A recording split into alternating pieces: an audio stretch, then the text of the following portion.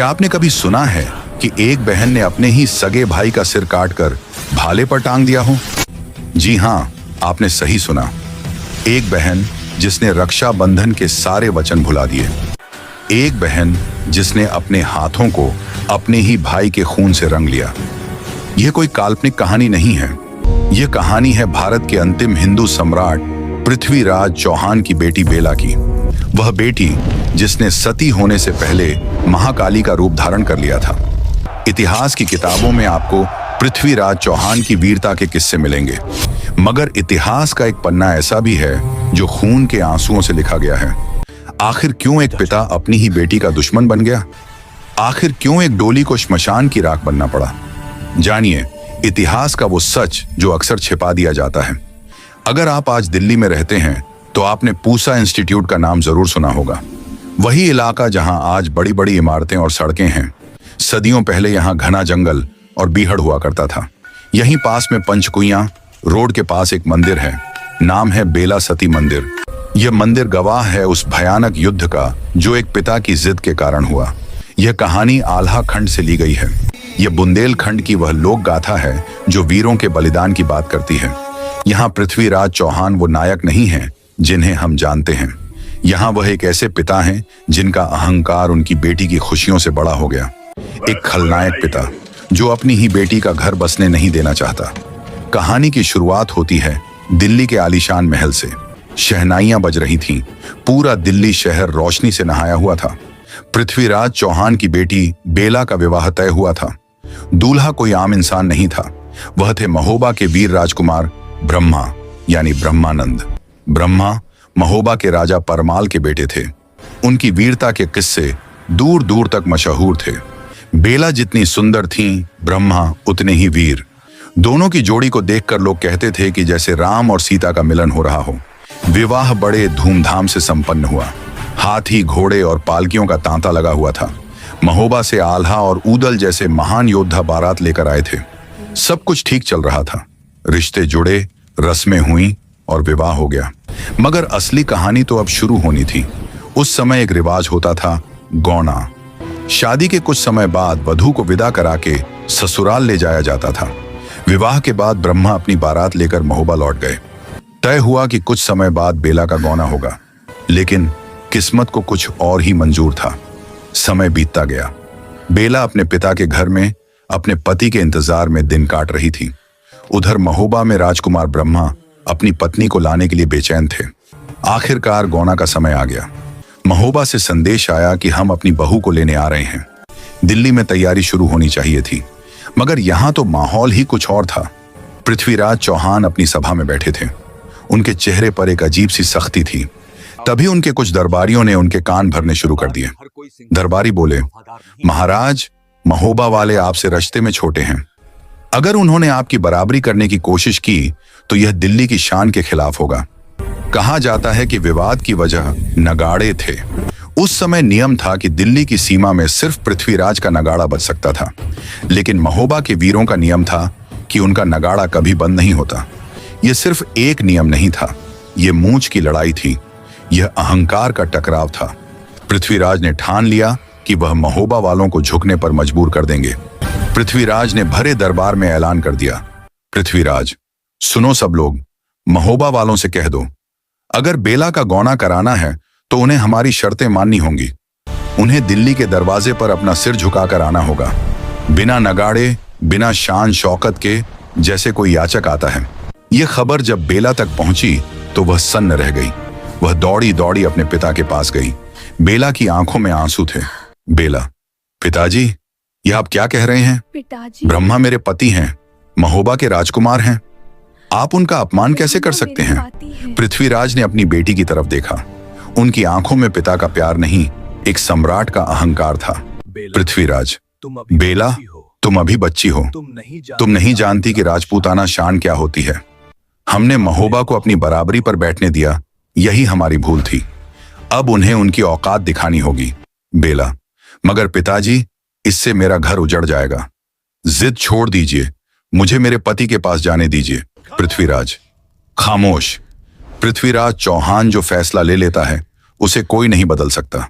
गौना तभी होगा जब महोबा वाले हमारी शर्तों पर नाक रगड़ेंगे। उधर महोबा में जब यह संदेश पहुंचा तो भूचाल आ गया। राजकुमार ब्रह्मा का खून खौल उठा। आल्हा और ऊदल, जो ब्रह्मा को अपने छोटे भाई से बढ़कर मानते थे, क्रोध से लाल हो गए। यह सिर्फ ब्रह्मा का अपमान नहीं था, यह पूरे महोबा का अपमान था। ब्रह्मा ने अपनी तलवार निकाल ली। ब्रह्मा, अगर पृथ्वीराज को अपनी ताकत का इतना ही गुमान है तो ठीक है, हम दिल्ली जाएंगे, लेकिन सिर झुकाकर नहीं, सिर उठाकर, और बेला को डोली में नहीं, अपनी जीत के रथ पर बैठाकर लाएंगे। ऊदल ने भी अपनी तलवार हवा में लहराई। ऊदल, भैया, अब बात बातों से नहीं बनेगी। अब दिल्ली की धरती पर महोबा के घोड़ों की टाप गूंजेगी। तैयारी करो, हम दिल्ली कूच करेंगे। दिल्ली के महलों में खामोशी थी। बेला अपने कक्ष में बैठी रो रही थी। उसे आने वाले तूफान का एहसास हो चुका था। उसने अपने पिता को समझाने की बहुत कोशिश की थी, लेकिन पृथ्वीराज का अहंकार पहाड़ से भी ज्यादा कठोर था। पृथ्वीराज ने अपने सेनापति को बुलाया। पृथ्वीराज, सुना है महोबा वाले जबरदस्ती आ रहे हैं, उन्हें आने दो। दिल्ली की सीमा पर उनका स्वागत फूलों से नहीं, तीरों से होगा। मेरे बेटे ताहर को बुलाओ, उससे कहो कि अपनी बहन की डोली रोकने के लिए तैयार हो जाए। आज दिल्ली की धरती खून मांगेगी। माहौल में तनाव इतना था कि हवा भी भारी लग रही थी। एक तरफ पिता की जिद थी, दूसरी तरफ पति का स्वाभिमान, और बीच में फंसी थी बेला। क्या ब्रह्मा अपनी दुल्हन को ले जा पाएंगे, या फिर यह गौना एक खूनी जंग में बदल जाएगा? आसमान में काले बादल छाने लगे थे।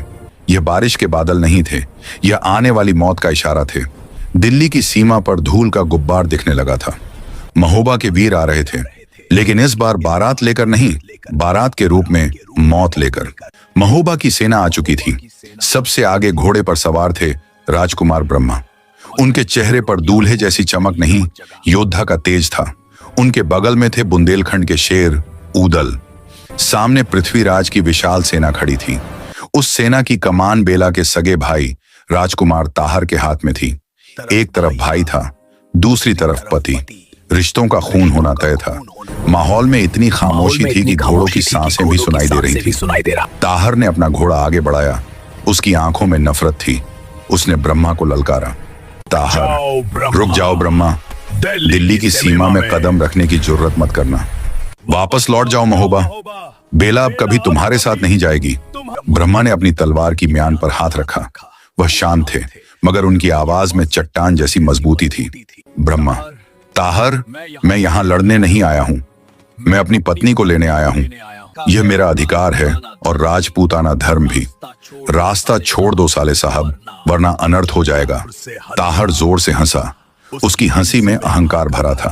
ताहर, साले साहब, रिश्ते तो कब के खत्म हो चुके ब्रह्मा। पिताजी का आदेश है, या तो खाली हाथ वापस जाओगे या फिर तुम्हारी लाश महोबा जाएगी। ब्रह्मा का सब्र अब टूट चुका था। ब्रह्मा, अगर यही तुम्हारी जिद है तो सुनो ताहर, डोली तो जाएगी, चाहे वो फूलों से सजी हो या मेरे खून से। आक्रमण! एक ही पल में सन्नाटा चीखों में बदल गया। तलवारें म्यान से बाहर निकलीं और एक दूसरे से टकराईं। लोहे से लोहा टकराने की आवाजें गूंजने लगीं। पूसा के उस जंगल में लाशें बिछने लगीं। महोबा के वीर दिल्ली के सैनिकों पर भारी पड़ रहे थे। ऊदल अपनी तलवार से बिजली की तरह वार कर रहे थे। ब्रह्मा ताहर की सेना को गाजर मूली की तरह काट रहे थे। उनका लक्ष्य सिर्फ एक था, ताहर तक पहुंचना और उसे हराकर बेला को ले जाना। ताहर ने देखा कि उसकी सेना हार रही है। ब्रह्मा की वीरता के सामने उसके सैनिक टिक नहीं पा रहे थे। उसे समझ आ गया कि सीधी लड़ाई में ब्रह्मा को हराना नामुमकिन है। तब उसके दिमाग में एक शैतानी ख्याल आया, धोखा।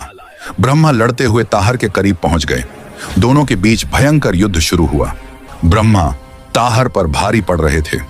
एक वार से ताहर का घोड़ा पीछे हट गया। ताहर जमीन पर गिरने ही वाला था। ब्रह्मा ने अपना हाथ रोका। युद्ध के नियम कहते थे कि निहत्थे या गिरे हुए दुश्मन पर वार नहीं करना चाहिए। ब्रह्मा ने क्षत्रिय धर्म निभाया। ब्रह्मा, उठो ताहर, मैं तुम्हें मारने नहीं आया।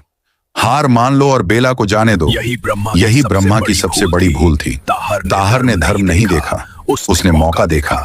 जैसे ही ब्रह्मा ने अपनी तलवार नीचे की, ताहर ने अपनी छिपी हुई कटार निकाली और पूरी ताकत से ब्रह्मा के सीने में घोंप दी। ब्रह्मा की आंखों में दर्द नहीं, हैरानी थी। उन्हें यकीन नहीं हुआ कि एक क्षत्रिय ऐसा धोखा कर सकता है, वह भी उनका अपना साला। ब्रह्मा घोड़े से नीचे गिर पड़े। उनके सीने से खून का फव्वारा फूट पड़ा। धरती लाल हो गई। ऊदल ने दूर से ब्रह्मा को गिरते हुए देखा। ऊदल, भैया! ऊदल चीखते हुए ब्रह्मा की तरफ दौड़े, लेकिन तब तक बहुत देर हो चुकी थी। ब्रह्मा की सांसें उखड़ रही थीं। ताहर अपनी जीत पर हंस रहा था। ताहर, कहा था ना मैंने, यहां से सिर्फ लाश जाएगी। ब्रह्मा ने अपनी धुंधली होती आंखों से दिल्ली के महल की तरफ देखा। ब्रह्मा, बेला, मैं अपना वचन नहीं निभा पाया, मुझे माफ करना। और इसके साथ ही महोबा का वो वीर राजकुमार हमेशा के लिए शांत हो गया। जिस सेहरा को पहनकर उन्हें दुल्हन लानी थी, वह सेहरा आज खून से सन चुका था। दिल्ली के महल में एक अजीब सी बेचैनी थी। बेला पूजा घर में बैठी दिया जला रही थी। अचानक दिया बुझ गया। बेला का दिल जोर से धड़का। तभी एक दासी दौड़ती हुई आई। उसका चेहरा सफेद पड़ा हुआ था। दासी, राजकुमारी, अनर्थ हो गया राजकुमारी। बेला खड़ी हो गई। बेला, क्या हुआ? साफ साफ बताओ। दासी, राजकुमार ब्रह्मा नहीं रहे, आपके भाई ताहर ने धोखे से उन्हें मार दिया। महल की दीवारों से टकराकर यह शब्द बेला के कानों में पड़े। एक पल के लिए लगा कि वक्त थम गया है। सबको लगा बेला रोएगी, चीखेगी। बेला नहीं रोई। उसकी आंखों से आंसू नहीं गिरे। उसकी आंखें अंगारों की तरह लाल हो गईं। उसने अपने सुहाग की चूड़ियों की तरफ देखा। फिर उसने दीवार पर टंगी भारी तलवार की तरफ देखा। बेला ने वह तलवार उठा ली। उसका रूप बदल चुका था। अब वह एक पत्नी नहीं थी, वह साक्षात काली बन चुकी थी। बेला, पिताजी ने कहा था कि डोली नहीं उठेगी। अब डोली भी उठेगी और अर्थी भी। मेरे पति का खून मेरे भाई के खून से धुलेगा। बेला नंगी तलवार लेकर महल से बाहर निकल पड़ी। युद्ध के मैदान में अचानक एक अजीब सी खामोशी छा गई। तलवारें थम गईं। सबकी निगाहें दिल्ली के दरवाजे की तरफ मुड़ गईं।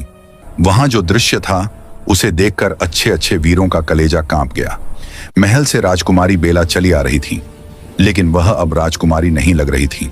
उनकी आंखों में आंसू नहीं थे, बल्कि खून उतर आया था। बिखरे हुए बाल, हाथ में नंगी तलवार, लाल साड़ी जो अब युद्ध के मैदान की धूल से सन चुकी थी, वह साक्षात देवी काली का रूप लग रही थी। दिल्ली और महोबा दोनों सेनाएं रास्ता छोड़ने लगीं। किसी में हिम्मत नहीं थी कि उस शेरनी का रास्ता रोक सके। बेला सीधे वहां पहुंची जहां उसके पति ब्रह्मा का शव पड़ा था, और पास ही खड़ा था उसका हत्यारा, उसका अपना भाई ताहर। ताहर ने अपनी बहन को इस रूप में देखा तो वह भी सहम गया, मगर उसका अहंकार अभी भी जिंदा था। ताहर, बेला, यह औरतों की जगह नहीं है। महल वापस जाओ। जो हुआ वह युद्ध का नियम था। मैंने दुश्मन को मारा है। बेला ने ताहर की तरफ देखा। उसकी आवाज में इतनी ठंडक थी कि ताहर की रीढ़ में सिहरन दौड़ गई। बेला, दुश्मन? वह मेरा सुहाग था ताहर। तुमने युद्ध नहीं किया, तुमने पीठ पीछे वार किया है, एक कायर की तरह। ताहर चिल्लाया। ताहर, जुबान संभालो बेला, मैं तुम्हारा बड़ा भाई हूँ। मैं अभी भी तुम्हें माफ कर सकता हूँ। तलवार फेंक दो। बेला ने तलवार को और कसकर पकड़ लिया। बेला, भाई? वह भाई तो उसी पल मर गया था जब उसने मेरी राखी का मान नहीं रखा। आज यहाँ कोई भाई बहन नहीं खड़ा है। आज यहाँ एक विधवा खड़ी है अपने पति के हत्यारे के सामने। उठा अपनी तलवार ताहर, आज फैसला होकर रहेगा। दृश्य, ताहर का वध इतिहास गवाह है कि उस दिन एक अबला ने सबला का रूप धरा था। बेला ताहर पर टूट पड़ी।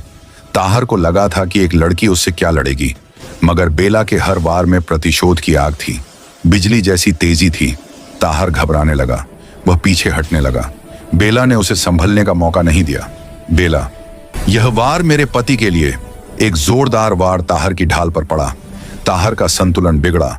बेला, और यह वार उस विश्वासघात के लिए। बेला ने पूरी ताकत से तलवार घुमाई। अगले ही पल एक भयानक दृश्य दिखा। ताहर का सिर उसके धड़ से अलग होकर दूर जा गिरा। युद्ध भूमि में सन्नाटा पसर गया। एक बहन ने अपने ही भाई का वध कर दिया था। न्याय हो चुका था, मगर इस न्याय की कीमत बहुत भारी थी। ताहर को मारने के बाद बेला का क्रोध शांत हुआ। वह घुटनों के बल बैठ गई। उसने अपने पति ब्रह्मा के शव को गोद में उठा लिया। अब उसकी आंखों से आंसू बह निकले। बेला, स्वामी, मैंने अपना वचन पूरा किया। आपका हत्यारा अब जिंदा नहीं है। लेकिन आपके बिना ये जीवन मेरे लिए राख है। बेला ने आदेश दिया, चिता सजाओ। आज मैं अपने स्वामी के साथ अग्नि स्नान करूंगी। लकड़ियां इकट्ठी की गईं, एक विशाल चिता सजाई गई। बेला चिता पर बैठी। उसने अपनी गोद में अपने पति ब्रह्मा का सिर रखा और दूसरे हाथ में अपने भाई ताहर का कटा हुआ सिर। यह दृश्य देखकर पत्थर दिल सैनिक भी रो पड़े। एक तरफ पति का प्रेम था, दूसरी तरफ भाई को मारने का प्रायश्चित। बेला ने अग्नि को नमन किया। आग की लपटें आसमान छूने लगीं। देखते ही देखते वह वीरांगना उस पवित्र अग्नि में विलीन हो गई। डोली तो नहीं उठी, मगर उस दिन 2 अर्थियां साथ जली। आग शांत हो गई, मगर वह कहानी आज भी जिंदा है।